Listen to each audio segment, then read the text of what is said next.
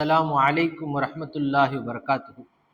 الحمد لله رب العالمين. الصلاة والسلام على سيد المرسلين وعلى آله الطيبين وأصحابه الطاهرين فمن تبعهم بإحسان إلى يوم الدين.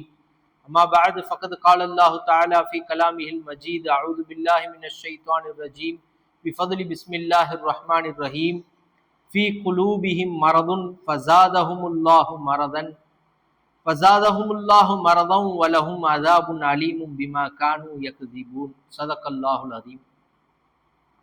அல்லாஹு தாலா அந்த முனாஃபிக்கின்களுடைய தன்மைகளை பற்றி பேசிக்கொண்டே வருகிறான். மேலும் அல்லாஹு தாலா அந்த முனாஃபிக்கின்களுடைய உள்ளத்திலே என்ன இருக்கிறது என்பதை பற்றி இந்த வசனத்திலே தெல்ல தெளிவாக நமக்கு ஞாபகப்படுத்துகிறான். முனாஃபிக்குகள் என்று சொன்னால் ஃபீ குலூபிஹிம் மரதுன், அவருடைய உள்ளத்திலே நோய் இருக்கிறது என்பதாக அல்லாஹ் சொல்கிறான். ஃபஸாதஹுமுல்லாஹு மரதன், அல்லாஹு தஆலா அந்த நோயை அதிகப்படுத்தி விட்டான்.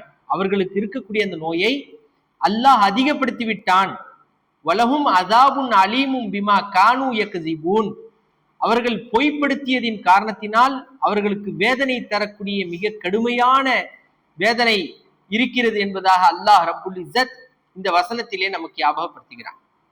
பெரியோர்களே, சகோதரர்களே, அல்லாஹ் ரப்புல் இஸ்ஸத் நமக்கு இந்த முனாஃபிக்கின்களுடைய இந்த உள்ளத்திலே என்ன இருக்கிறது, எதன் காரணத்தினால் இது போன்று நயவஞ்சகத்தனமாக நிஃபாக்கியத்தை அவர்கள் வெளிப்படுத்துகிறார்கள் என்பதை பற்றி அல்லாஹு தஆலா சொல்கிறான். காரணம் என்ன தெரியுமா? நோய் இருக்கிறது. என்ன நோய்? நோய் என்றால் நாம் விளங்கி கொண்டிருக்கக்கூடிய அந்த நோய் அல்ல, இந்த உடல் சார்ந்த நோய். நோய் என்பது இரண்டு வகையாக இருக்கிறது. ஒன்று உடல் சார்ந்த நோய் இருக்கிறது, உள்ளம் சார்ந்த நோயும் இருக்கிறது, இப்போதும் இருக்கிறது. அந்த உள்ளம் சார்ந்த நோய் இருப்பதின் காரணத்தினால்தான் நம்முடைய சிந்தனை அல்லாஹ்வின் பக்கம் செல்வதில்லை, அல்லாஹுடைய தேட்டம் நம்முடைய உள்ளத்திலே உதிப்பதில்லை, அல்லாஹுடைய முஹப்பத் நம்முடைய உள்ளத்திலே வருவதில்லை. காரணம் என்ன தெரியுமா? உள்ளத்திலே நோய்கள், அதிகமான நோய்கள் இருக்கிறது. அதை பற்றி குர்ஆனிலே அல்லாஹ் தஆலா சொல்கிறான். ரசூலுல்லாஹி ஸல்லல்லாஹு அலைஹி வஸல்லம் அவர்களை அனுப்பிய காரணத்தை பற்றி சொல்லும் பொழுது 4 காரணத்திற்காக நாம் ரசூலை அனுப்பினோம் என்று அல்லாஹ் தஆலா சொல்கிறான். ஹுவல்லதி பஅஸ ஃபில் உம்மீயீன ரசூலம் மின்ஹும், ரசூலை அவர்களிலிருந்தே அல்லாஹ் தஆலா அனுப்பினான். யத்லு அலைஹிம் ஆயாத்திஹி, அவனுடைய ஆயத்துகளை அவர்களிடம் ஓதி காட்டுவார்கள். முதலாவது காரணம். இரண்டாவது வயுஸக்கீஹிம், அவர்களுடைய உள்ளத்தை அவர்கள் சுத்தப்படுத்துவார்கள். இது நபியுடைய வேலை. உள்ளத்தில் இருக்கக்கூடிய நோயை நாமும் சுத்தப்படுத்த வேண்டும். முனாஃபிக்குகளுக்கு, நயவஞ்சகர்களுக்கு, அவர்களுக்கு ஏற்றாற்போல் ஒரு நோய் இருக்கும். நம்மை வளர விடாமல், அல்லாஹ்வின் பக்கம் நெருங்க விடாமல், நம்மை உண்மையான முஃமினாக ஆக்க விடாமல் சில நோய்கள் நமக்கும் இருக்கத்தான் செய்கிறது. இந்த உள்ளம் என்பது ஒரு பாத்திரத்தை போன்று என்று இமாமுனா அபு ஹனீஃபா ரஹ்மத்துல்லாஹி அலைஹி அவர்கள் போன்ற பெரும் பெரும் இமாம்கள் சொல்லுவார்கள், இந்த பாத்திரத்திலே நாம் அதிகமான நோய்கள் இருந்தால் ஈமான் அங்கு ஸ்திரமாக நிற்காது, அல்லாஹுடைய முஹப்பத் உள்ளே இறங்காது, அல்லாஹு இருக்கக்கூடிய இடமாக அந்த உள்ளம் மாறாது என்பதாக கஸ்ஸாலி ரஹ்மத்துல்லாஹி அலைஹி அவர்கள் எல்லாம் நமக்கு ஞாபகப்படுத்துகிறார்கள். பெரியோர்களே, முனாஃபிக்குகளுடைய உள்ளத்தில் நோய்கள் இருக்கிறது. அதே போன்று மூமின்களாகி நம்முடைய உள்ளத்திலும் நோய்கள் இருப்பதின் காரணத்தினால் தான் அல்லாஹுடைய தேட்டம் வராமல் இருக்கிறது. நாமும் முயற்சி செய்ய வேண்டும். அது போன்ற நோய்களை விட்டும் நாம் அல்லாஹ்விடத்திலே பாதுகாப்பு தேட வேண்டும். அந்த நோயை குணப்படுத்துவதற்கு, எப்படி உடலை குணப்படுத்துவதற்கு மருத்துவர்களை அண்டுகிறோமோ, இந்த உள்ளத்தை குணப்படுத்துவதற்காக அல்லாஹ் ரப்புல் இஸ்ஸத் சில சாலிஹான நல்லடியார்களை ஏற்படுத்தி வைத்திருக்கிறான். அவர்களை நாம் அண்ட கடமைப்பட்டிருக்கிறோம். இது ஒரு செய்தியாக இருக்கிறது. அதே போன்று இந்த உள்ளம் சார்ந்த நோயிலே தான் மாட்டிக்கொண்டிருக்கிறார்கள். யார் தெரியுமா? முனாஃபிக்குகள். என்ன நோய் அது? முஃபஸ்ஸிர்கள் சொல்லும் பொழுது அந்த நோய் தான் ஷக், சந்தேகம் என்ற நோய், சுபாத் என்ற நோய், வஹும் என்ற நோய். எல்லாம் சந்தேகம், அதிகமான சந்தேகம். எது எடுத்தாலும் சந்தேகம். அல்லாஹ் இருக்கிறானா இல்லையா என்பதிலே சந்தேகம். ரசூல் உண்மையா பொய்யா என்பதிலே சந்தேகம். கலாமுல்லா இது உண்மையிலே அல்லாஹுடைய பேச்சு தானா என்பதிலே சந்தேகம். ஹதீஸ் இது உண்மையிலேயே நமக்கு பலன் தரக்கூடியதா என்பதிலே சந்தேகம். எது எடுத்தாலும் சந்தேகம். இந்த சந்தேகம் குணத்தை பிடித்தவர்கள் இன்றைக்கும் இருக்கத்தான் செய்கிறார்கள், நமக்கு மத்தியில் இருக்கிறார்கள். ரசூல் ஸல்லல்லாஹு அலைஹி வஸல்லம் அவர்களை கொண்டு பரக்கத்தை தேடினால் அது கிடைக்குமா? அதிலே ஒரு சந்தேகம். நபிமார்களுடைய உடல் பரக்கத்து பொருந்தியதா, அதிலே ஒரு சந்தேகம். இறைநேசர்கள் மதிப்புக்குரியவர்களா, அதிலே ஒரு சந்தேகம். அன்றைய காலத்து முனாஃபிக்குகளுக்கு ஒரு வகையான சந்தேகம் இருந்தது. இன்றைய காலத்தில் இருக்கக்கூடிய சில நபர்களுக்கு ஒரு வகையான சந்தேகம் இருக்கிறது. அல்லாஹ் ரசூலுடைய விஷயத்திலே சந்தேகம், அல்லாஹுடைய நேசர்களுடைய விஷயத்திலே சந்தேகம், இமாம்களுடைய விஷயத்திலே சந்தேகம்.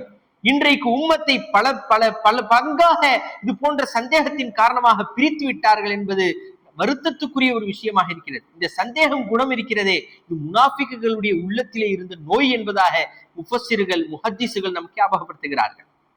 மேலும் மரல் என்பதை கொண்டு நோக்கம் ஷக்கு, சுபுஹாத்து, நிஃபாக்கு, நயவஞ்சகத்தனம், இது போன்று எல்லாம் அவருடைய உள்ளத்திலே மறைந்திருந்தது.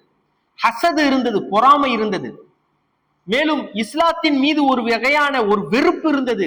இதுவெல்லாம் நோய் என்று இமாம்கள் எழுதுகிறார்கள், முஃபஸ்ஸிர்கள் எழுதுகிறார்கள். இந்த நோயின் காரணத்தினால், நோய் இருந்ததின் காரணத்தினால் ஃபஸாதஹுமுல்லாஹு மரலா, அல்லாஹ் தஆலா அவருடைய நோயை அதிகப்படுத்தி விட்டான். இன்றைய காலத்திலே பார்க்கிறோம், இஸ்லாத்துடைய வளர்ச்சியை பார்த்து பொறாமை கொள்கிறார்கள். இது எப்படியாவது அழித்து ஒழிக்க வேண்டும் என்பதாக ஒரு கூட்டம் செயல்பட்டு கொண்டே இருக்கிறது. இது முனாஃபிக்குகளுடைய தன்மை. ஹசது, பொறாமை இருக்கிறது. இஸ்லாத்தின் மீது வெறுப்பு, உலகத்திலே எங்கு பார்த்தாலும் இஸ்லாத்தின் மீது வெறுப்பு. இன்றைக்கு நாம் கண்கூடாக பார்த்து கொண்டிருக்கிறோம்.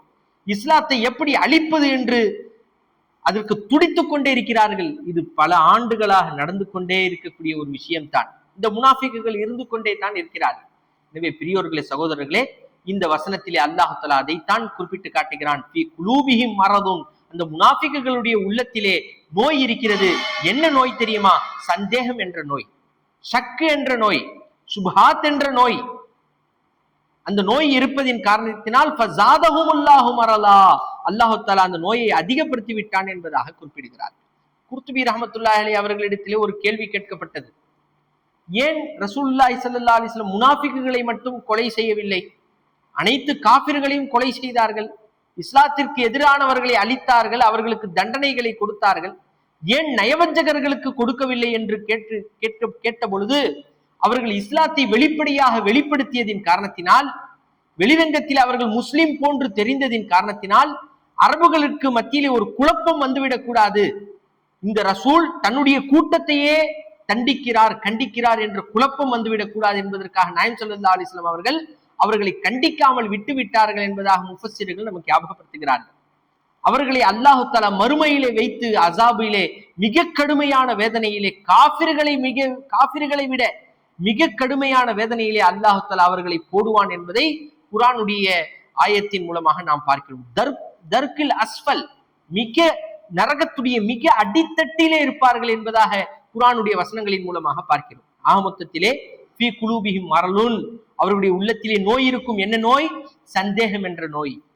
இன்றைக்கும் இருக்கிறது அந்த சந்தேகம் என்ற நோய். நபி நாயகம் ஸல்லல்லாஹு அலைஹி வஸல்லம் அவருடைய உடலுடைய அந்த பொருட்கள் வைத்து இன்றைக்கு தபருக்கு தேடுகிறோம், பரக்கத்தை தேடுகிறோம். நபியுடைய முடி இருக்கிறது, ஷரீஃப், கண்ணியத்துக்குரிய அந்த முடி இருக்கிறது, அதை கொண்டு நாம் பரக்கத்து தேடுகிறோம். அது எப்படி அதன் மூலமாக பரக்கத்து கிடைக்குமா என்ற கேள்வி வருகிறது, சந்தேகம் வருகிறது. இன்றைய காலத்து முனாஃபிக்குகள் இருக்கிறதே, ஒரு நபி அணிந்த சட்டையின் மூலமாக பரக்கத்து தேடப்பட்டதை குர்ஆன் பேசுகிறது. ஹஜ்ரத் யூசுப் அலைஹிஸ்ஸலாத்து வஸ்ஸலாம் அவர்களை இழந்த யாக்கூப் அலைஹிஸ்ஸலாம் அழுது கண் குருடாக போனது. ஒரு சமயத்திலே ஹஜ்ரத் யூசுப் அலைஹிஸ்ஸலாம் தன்னுடைய சட்டையை அனுப்புகிறார்கள் தன்னுடைய சகாக்களிடத்திலே. இஸ்ஹபூ பி கமீசி ஹாஸா, என்னுடைய இந்த சட்டையை எடுத்து செல்லுங்கள், அல்கூஹு அலா வஜ்ஹி அபி, என்னுடைய தந்தையுடைய முகத்தின் மீது போடுங்கள் என்று சொன்னார்கள். யாத்தி பசீரா, பார்வை வரும் என்று சொன்னார்களே. ஒரு சட்டையை கண்ணிலே போட்டதுடைய பரக்கத் அந்த யாக்கூப் அலைஹிஸ்ஸலாத்துக்கு பார்வை வந்தது என்று சொன்னால், ஒரு நபியுடைய சட்டைக்கு எந்த அளவிற்கு பரக்கத் இருக்கும்? ஒரு நபியுடைய சட்டைக்கே பரக்கத் என்று சொன்னால் நபியுடைய முடிக்கு பரக்கத் இருக்காதா? மேலும் அந்த நபி எப்படிப்பட்ட நபி? ஈருலக தலைவர் முஹம்மது ரசூலுல்லாஹி ஸல்லல்லாஹு அலைஹி வஸல்லம், அந்த நபியுடைய முடிக்கு பரக்கத் இருக்காதா? ஷக்கு வருகிறது, சந்தேகம் வருகிறது, பரக்கத் வருமா? அதனால என்ன பரக்கத்து? ஷிர்க் செய்யாதீர்கள். இன்றைய காலத்து முனாஃபிக்குகள் ஃபீ குலூபிஹிம் மரலுன், அவருடைய உள்ளத்திலே நோய் இருக்கிறது. ஃபஸாதஹுமுல்லாஹு மரலா, அவர்களுடைய நோயை அல்லாஹ் அதிகப்படுத்திக்கிட்டே தான் இருக்கிறான். மேலும் மேலும் ஹசது, பொறாமை, மேலும் மேலும் கோபம், மேலும் மேலும் வெறுப்பை அதிகப்படுத்தி கொண்டே தான் இருப்பான். வலஹும் அஸாபுன் அலீம், மேலும் அவர்களுக்கு வேதனை தரக்கூடிய கஷ்டத்தை தரக்கூடிய மிக கடுமையான வேதனை இருக்கிறது, வலியை தரக்கூடிய மிக கடுமையான வேதனை இருக்கிறது. பிமா கானு யக்ஸிபூன், அவர்கள் பொய்ப்படுத்தியதின் காரணத்தினால். மகாம இப்ராஹிம் இருக்கிறது. ஏன் மகாம இப்ராஹிமுக்கு சிறப்பு? இப்ராஹிம் அலைஹிஸ்ஸலாத்து வஸ்ஸலாம் நின்று தொழுத ஒரு பாதம், அவர்கள் பாதம் பட்ட ஒரு கல் அங்கே இருக்கிறது. அந்த இடத்தை பார்த்து அல்லாஹ் என்ன சொன்னான்? வத்தஹிது மின் மகாமி இப்ராஹிம முஸல்லா, மக்காம இப்ராஹிம், இப்ராஹிம் அலைஹிஸ்ஸலாம் நின்ற இடத்தை தொழுவும் இடமாக எடுத்துக் கொள்ளுங்கள் என்று சொன்னான் அல்லாஹ். ஹாஜிகள் இன்றைக்கும் அங்கு 2 ரக்காத்து தொழுது வருவது பார்க்கிறோம், பரக்கத்து தேடுகிறோம். தொழுது அங்கு பரக்கத்தை தேடுகிறோம். காரணம் என்ன? ஹஜ்ரத் இப்ராஹிம் அலைஹிஸ்ஸலாம் நின்ற பாதம் பட்ட ஒரு கல் அங்கே இருக்கிறது, அதனுடைய மூலமாக பரக்கத். எனவே இது போன்ற ஷக்கு சுபஹாத்துகள், சந்தேகங்கள், குணங்கள், இதை விட்டும் நாம் நம்முடைய உள்ளங்களை பாதுகாத்துக் கொள்ள வேண்டும்.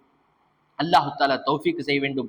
உள்ளம் சார்ந்த அனைத்து நோய்களை விட்டும் அல்லாஹ் நம் அனைவரையும் பாதுகாப்பானாக. ஆமீன் யா ரப்பல் ஆலமீன். வ ஆகிரு தஅவானா அல்ஹம்துலில்லாஹி ரப்பில் ஆலமீன். அஸ்ஸலாமு அலைக்கும் வ ரஹ்மத்துல்லாஹி வ பரகாத்துஹு.